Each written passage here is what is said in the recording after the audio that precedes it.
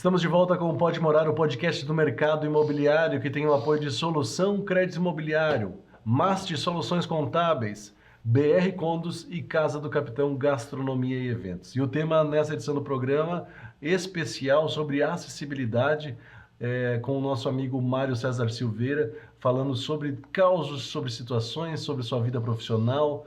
É uma pessoa que faz palestras no Brasil inteiro falando sobre esse tema tão importante que às vezes as pessoas desconhecem, né? E não conhecem a importância dessa situação. Mário, eu queria falar de um tema também, né? Que na sua descrição ali também, as pessoas conhecem você também como um escritor, né? Sim. Você tem são duas obras que você Duas tem obras publicado? editadas já e duas por editar. Vamos mostrar aí a imagem do livro. Esse aí talvez seja o mais famoso de todos? Esse livro tem uma história, porque quando eu resolvi escrever um livro, eu queria escrever um livro sobre acessibilidade. Eu comecei a desenhar um livro tecnicamente. Eu cheguei à conclusão que quem leria aquele livro seriam só engenheiros e arquitetos. Falei, não é isso que eu quero que todo mundo leia. Então vou escrever um romance. Todo mundo leia e entenda. Né? Vou escrever um romance, que tem acessibilidade no meio dele. E daí eu resolvi contar a minha história, a CDC, antes da Carolina, depois da Carolina. Então a minha transformação como sujeito, antes da minha filha e depois da minha filha, quem que se tornou o Mário César. E esse livro, quando eu lancei, o Lázaro Ramos estava na Feira do Livro de Joinville, e a minha filha foi lá comprar um livro do Lázaro Ramos, começou a conversar com ele e falou para ele que eu estava lançando um livro, ele se interessou, levou 2 livros. E foi embora com os 2 livros, eu achei que tinha terminado ali a história. Dia 22 de fevereiro de 2018, nunca vou esquecer essa data, me manda um WhatsApp uma senhora de Porto Alegre, que eu nem sei como é que ela descobriu meu telefone, e perguntou se eu era autor do ACDC. Eu falei, sou, mas como é que a senhora sabe? É que o seu livro está no BBB. Eu falei, BBB, o que é isso? Uma biblioteca? Ele falou, não, BBB é o Big Brother. Eu falei, não pode, meu livro não pode estar no Big Brother. E ela me mandou uma foto do Kaysar lendo o meu livro. Daí comecei a assistir todo dia, virei um expert em BBB. Daí todo dia aparecia o meu livro, ou numa cabeceira, ou na mão de alguém lendo. 5 pessoas leram o meu livro dentro do BBB. Até que a Jéssica, uma loira de Florianópolis, apareceu lendo a segunda parte do livro, de cabeça para baixo. Todo mundo achou que ela estava fingindo que estava lendo, só que o meu livro, a segunda parte é de cabeça para baixo. Que na hora da transformação da minha personalidade, por causa da minha filha, eu fiz questão de editar o livro de cabeça para baixo para as pessoas perceberem o quanto que isso me alterou. E daí o livro caiu na graça da população, virou meme na internet e comecei a vender adoidado. E daí eu fiquei preocupado com isso, porque eu achei, poxa, eu não sou escritor, vai ter crítica pra caramba do meu livro, né? E pelo contrário, só tive elogios. Daí eu fiquei empolgado, falei, não, agora eu vou virar escritor.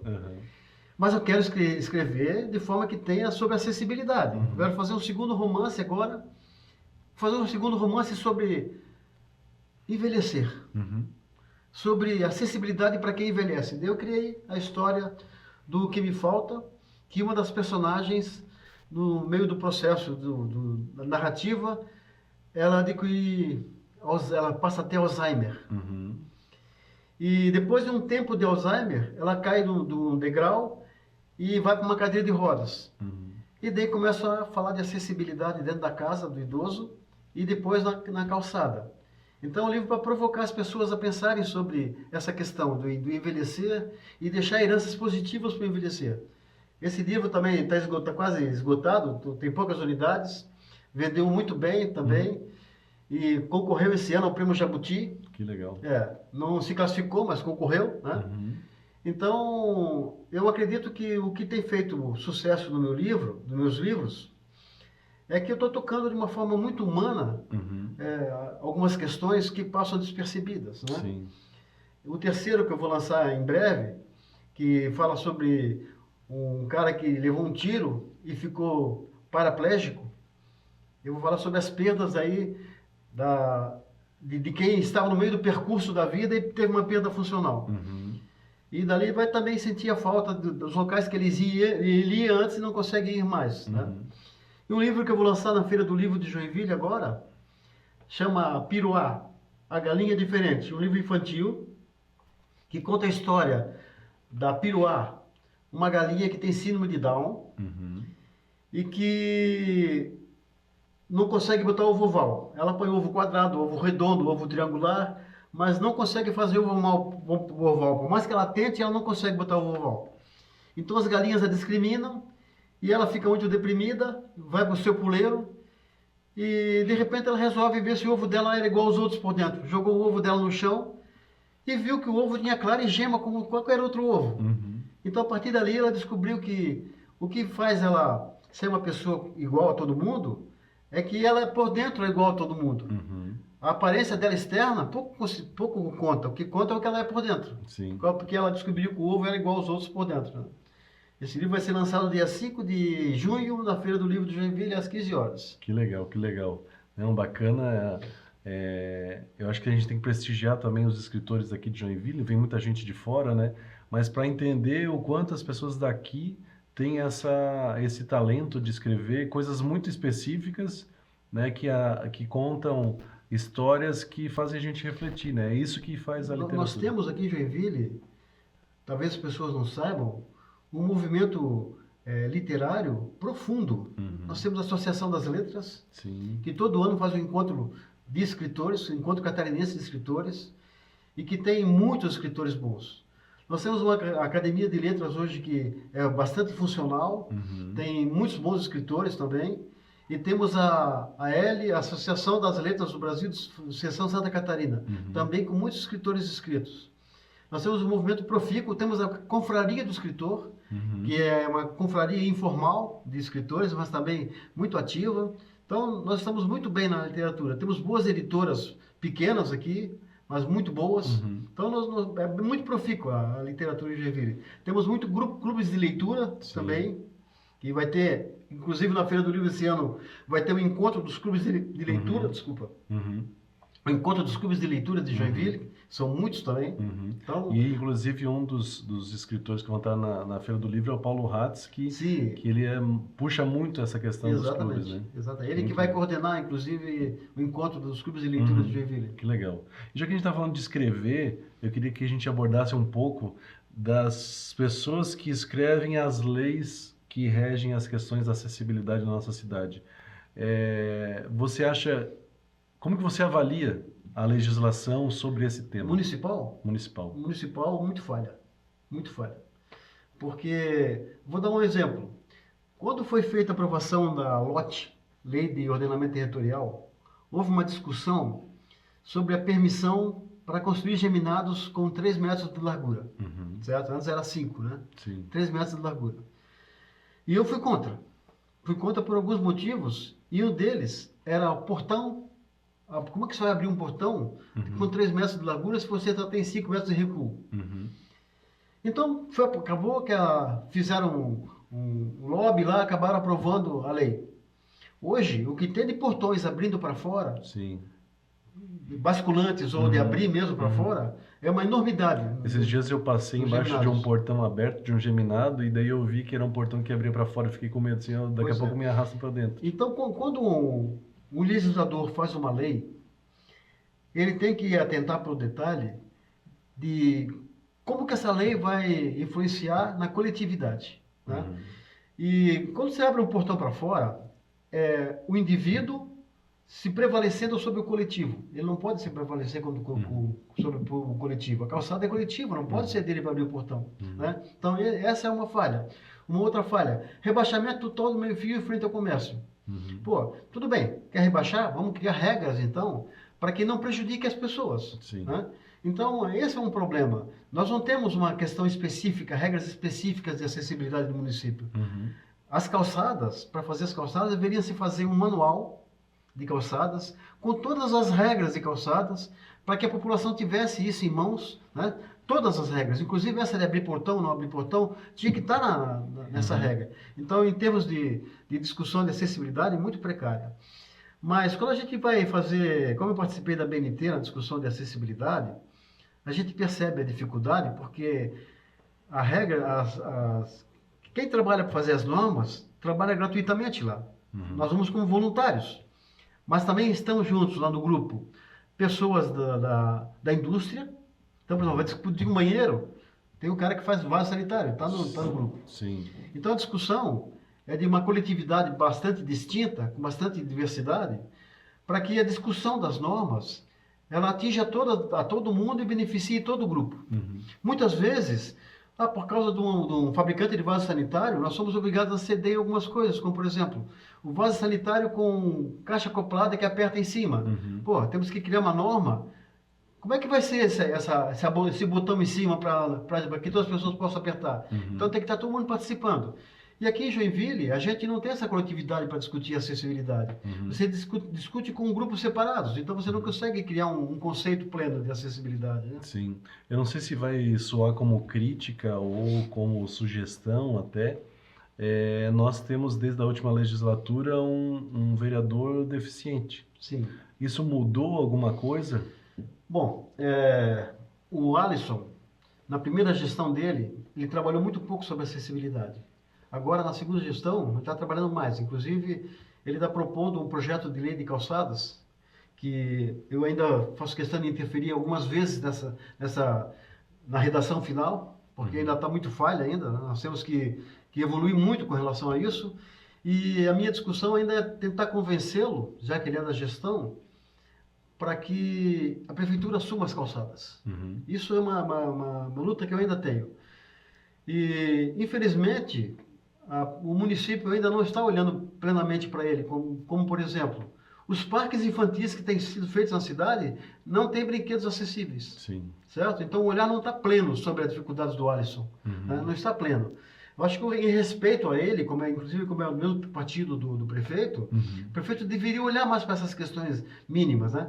E como o Alisson é da situação, ele não vai criticar o governo por causa disso. Sim. Ele tem conseguido avanços na sua conversa particular com o prefeito, mas ele não consegue o todo, né? E isso é uma discussão que eu tenho tido com ele. Eu tenho feito muitas críticas ao Alisson. E ele é um vereador muito bem votado, talvez um dos mais votados do partido, né? Ele é um cara que é bastante respeitado dentro da Câmara, da Câmara, porque, não só por causa da condição dele, porque ele é um cara muito inteligente. Né? O Alisson é muito inteligente.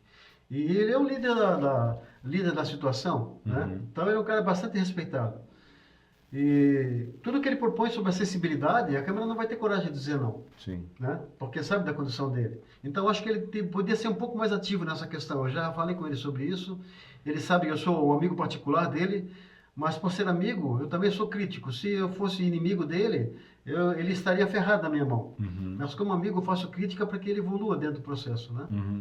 Outra situação que eu queria que você destacasse um pouco é que situações pontuais assim que poderiam resolver talvez uma quantidade maior de coisas, coisas muito simples que a cidade poderia fazer para tornar a cidade mais acessível.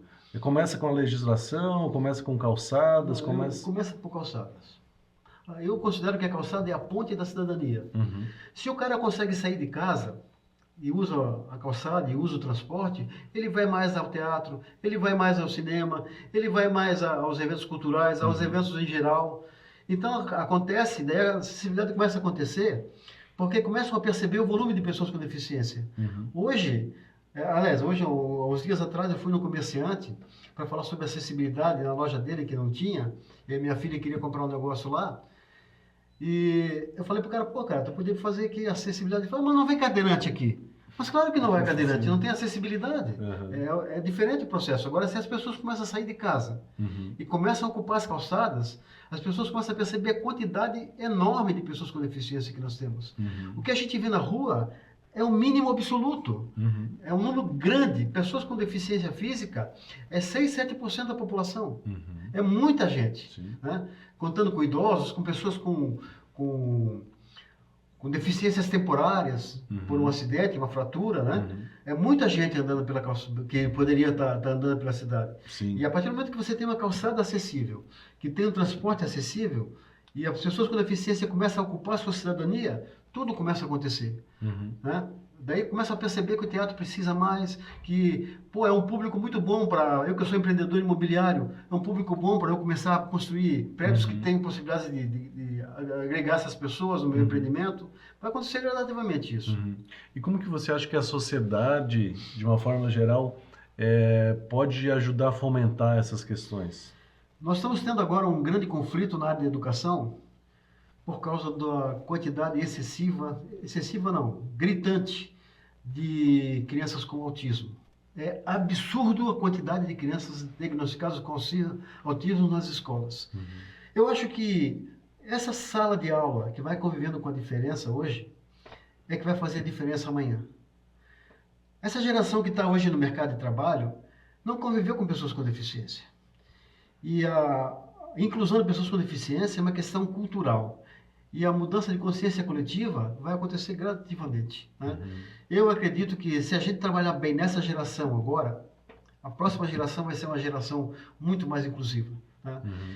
Os pais de crianças com autismo hoje estão brigando de uma forma imensa com o direito do seu filho na escola.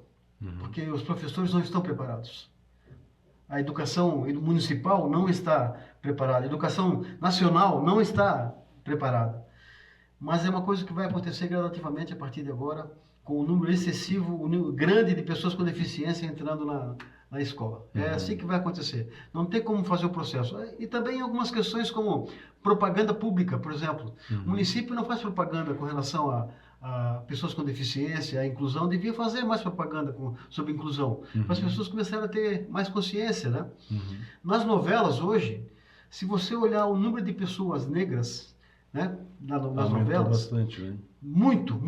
Nas propagandas em geral, hoje em dia, quase toda propaganda tem um negro. Uhum. Muitas propagandas já tem pessoas com deficiência. Uhum. As coisas estão se tornando públicas. Sim. Então, vai se formando gradativamente um novo conceito social. Uhum. Mas é lento e gradativo, não se muda paradigma assim, só com a lei, né? Uhum. É com mudança cultural mesmo. Uhum. Exatamente.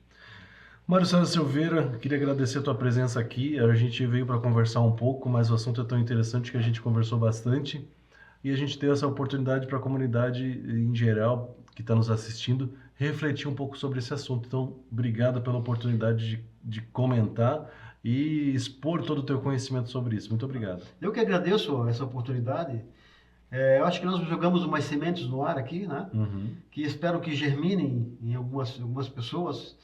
E dizer que não tem pessoas diferentes, são todas pessoas normais. Somos 7 bilhões de pessoas na Terra com pessoas diferentes, não tem duas pessoas iguais.